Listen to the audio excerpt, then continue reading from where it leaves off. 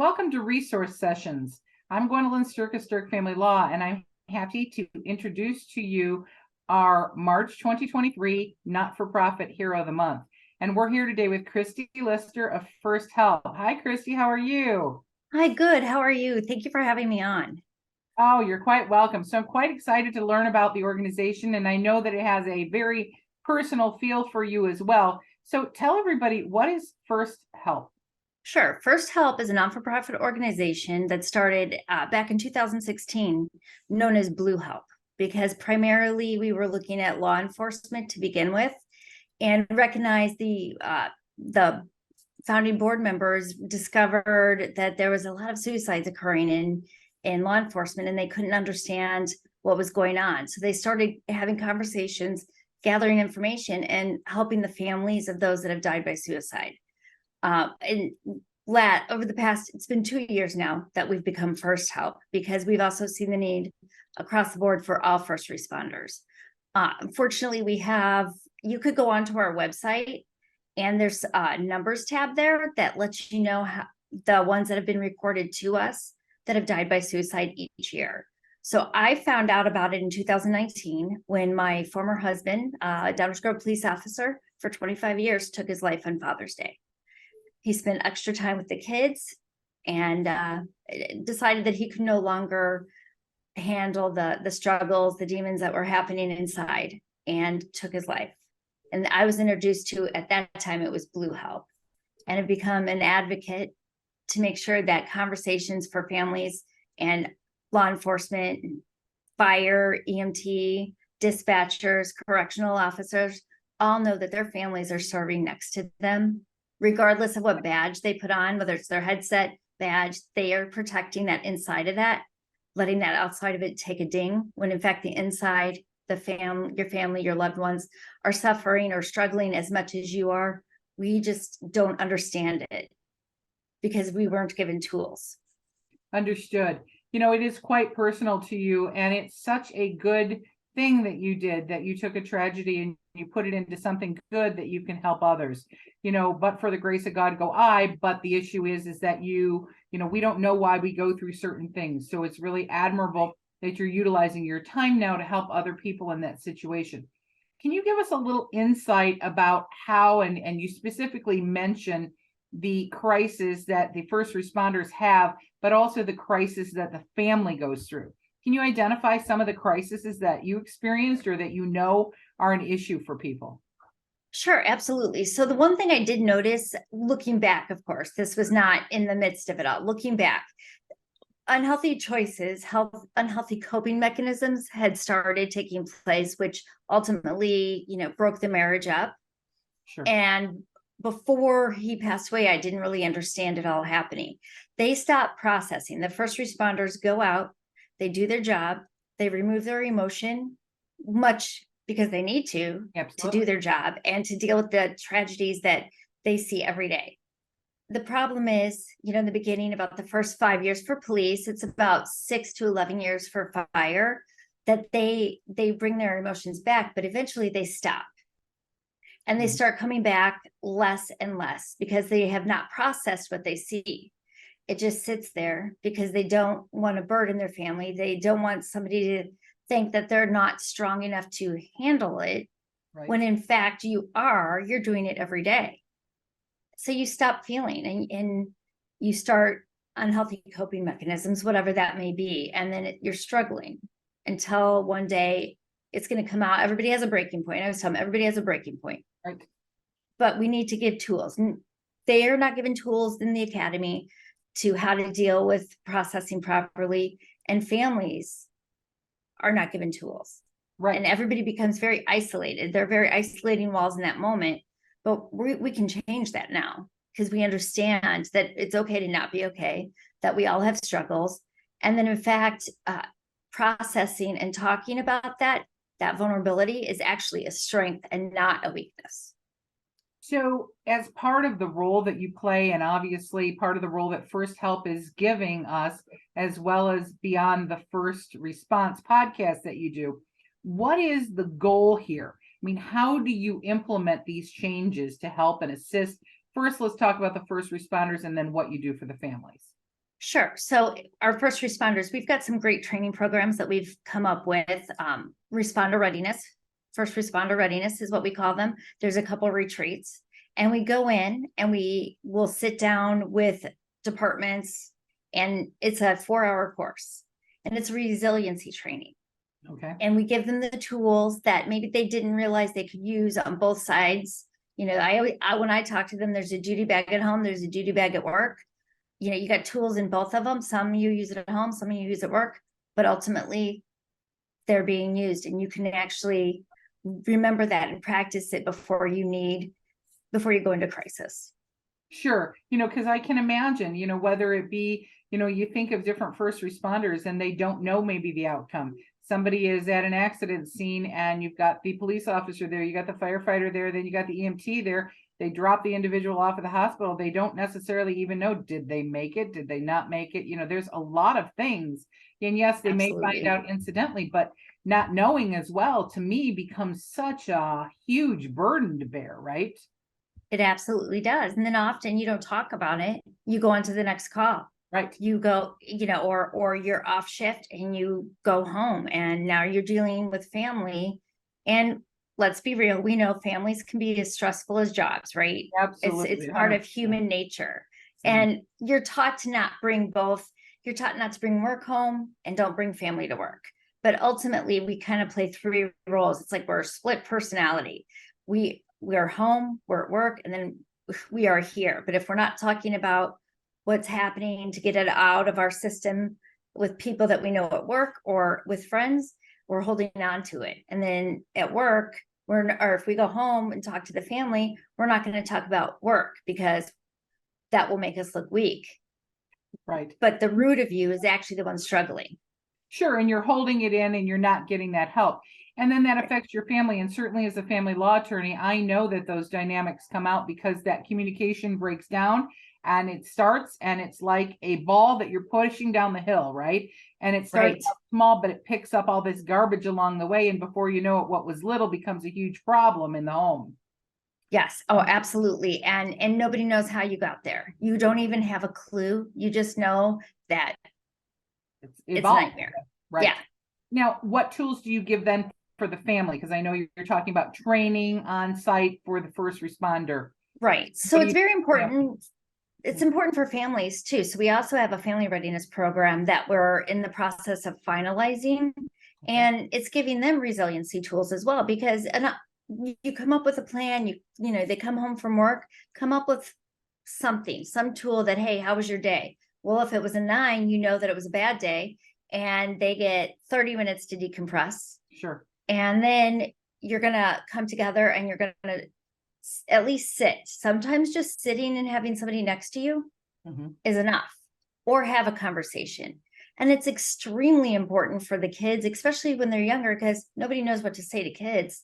They don't want to upset them. They don't want to think they don't understand. Our kids understand so much more than we realize. They just suck it all in. Sure. And you can simply tell them, Mom or Dad had a bad day. I had to help somebody that was your age, and it was really sad. Teach them to talk about it. They don't have to give every detail, because obviously there's details you're not going to give them, but they just need to know that it's not them. Right. And then think about it from a different perspective, from the child's perspective, is that they worry, right? Yes. Mom or dad are out there and they're fighting and they're on the front line, and, they watch TV or they hear something on the news or wherever it is that they pick up their information. But there's also, at least from my perspective, the family members and a spouse could be in that same situation, very concerned about their loved one. Absolutely. Absolutely. And I think that fear is there too. So it's, one is decompressing because you're doing the work, and the other is the fear. And that's this whole competition for time. And how do you deal with it? Now, you talked about the program for the family. Will that be a therapeutic program? Will it just be training? How will this be implemented? It's going to be training, much like we do for the first responders. We'll bring the family in a room and talk to them about what it's like. Most of them already know, that group will know, but talk to them that they're not alone, because often, you think you're alone, and you start talking, because conversations aren't had, because first responders don't talk. We just don't talk about it ultimately. But once you start having conversations, they're able to open up and realize there are a lot of things that are happening very similar in the walls of a fireman's home, in the walls of a police officer's home, in the walls of a dispatcher's home, and come together and they begin to process and give each other support, like a peer support group, a family peer support, much like first responders have now.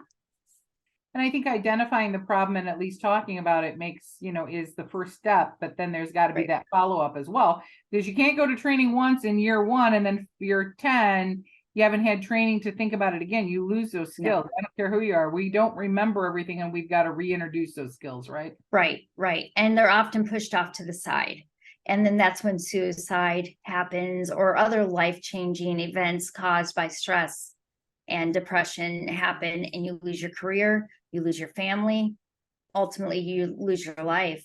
And since suicide is not a line of duty death, unfortunately, the family often loses everything, Right. any support. Mhm. And they are left there with nothing except to pick up. And that's where our fundraising comes in. We really support the families that have family that has died by suicide. We do fundraising for the kids to provide a camp. We call it Camp April. All the kids come together. We have a weekend. So every year we do a family weekend. And during that family weekend, we do offer some sessions to help the adult family members kind of connect and realize they are not alone. And then the kids go off and do things. And we bring everybody together as a family to recognize, because that's the one place that you don't have to sit here and feel like nobody understands. Right. Now, you do that fundraising for your organization in what capacity? How do you fundraise? Can you give us any activities or things where people could become involved and say, I want to help? Absolutely. We do anybody can do any fundraising for us, dropping donations, and we do have a donation button on our website. But in this area, because I'm sure people all over here, we have the Joliet Slammers. And the Joliet Slammers, every year, it's a minor league team. Every year they do a firefighter appreciation day and a law enforcement appreciation day. Well, I've worked with them to bring it together and make it a first responder appreciation day. And it is going to honor First Help and raise money for First Help. So any of the 50-50 there, sponsorships, tables that come in and want to do sponsorships, that money will go to First Help. And most importantly, we get to honor the first responders and their families. And it's on a Friday this year, which is fantastic because there's fireworks. Very cool. Very cool. Yes. And even more special to kind of, I guess, wrap that full ball is that will be officially June 16th was the day that Ken died. And that will be on June 16th. So it's kind of bittersweet memorable, right? Bittersweet for you, but absolutely using it into something good. And that's what everybody has available to them. But, you hear so much criticism today and so much, where there's controversy over support or not support. But the first responders really, you can't do that to a whole. There might be, changes that need to be made. Let's talk about that on a higher level, but on an individual level, you got people out there every day working and struggling and seeing and responding to your accident when you're in need, right? Right. They're responding to your worst day. That's right. They're responding to your worst day, and we need to support that and help them through their time in need in order to come over. And sometimes, unfortunately, it becomes then the family's worst day. So we really understand where that comes from. And I know that even before you get there, suicide is one issue. And as a divorce attorney, I can say just the breakdown of what these things can do in the home. Having done this for 34 years, I can tell you the number of families where you have a first responder, it's extraordinarily difficult to overcome that. So if you're listening today and you're in that family situation, please reach out to First Help, because they can give you the tools to learn how to handle it. And please get the help that your family needs so that you can talk about this, because like you said, you're not alone and there are tools that are out there. Now, tell us a little bit about the podcasting that you do, because I think that's really important. I was looking at that before we came on today, and it's really quite impressive. Absolutely. So it dawned on me one day, well, I'd been looking at it for a while, but then I'm like, we should start having conversations with first responders, conversations with families on both, surviving families and families that still are living in the first responder life, Right. and making it normal. Because once you start explaining that, you know, you struggle, or so and so struggled, you get to realize it opens up and you have so many things out there in common.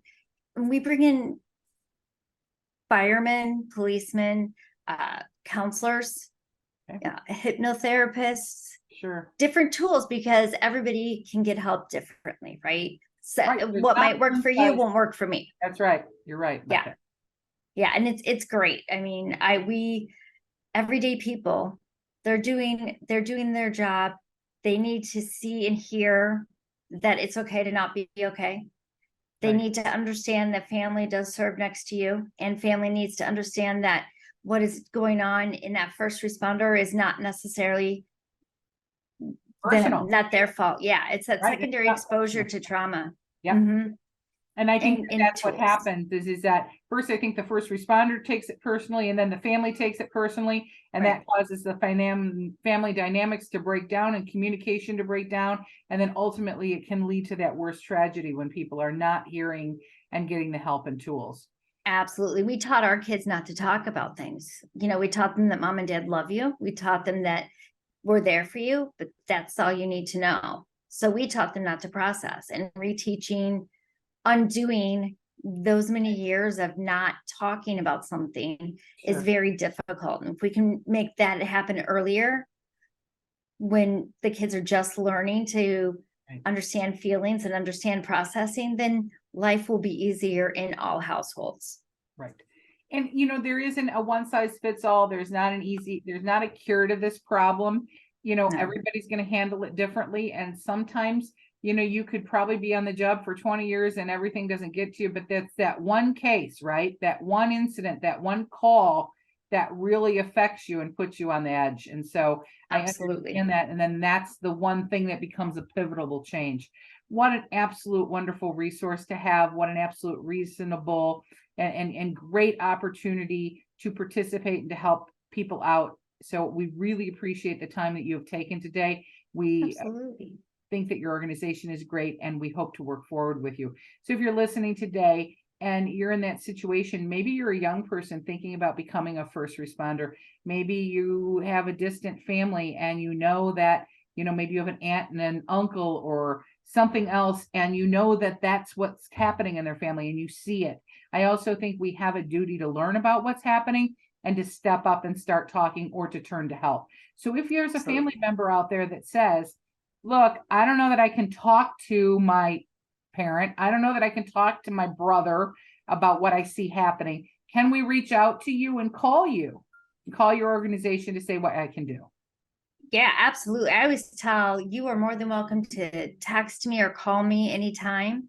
And we have resources. There are a lot of online support groups that are our first responders, but often they can reach out to me at 815-955-9970. And if I'm not in the area or they need more, I will get the resources to them to help. Because there are a ton out there. There's a ton out there, but there's sometimes just taking that first step. One, it's fear. Two, it's you got to take that step because you got to get to action. And I think that people suffer from paralysis because they don't know what to do. So thank you so much for sharing that. That's one of the reasons why we do resource sessions and why we're sharing the not-for-profit opportunities. So again, thank you so much for your time, Christy. We really appreciate it. Thank you. I appreciate it.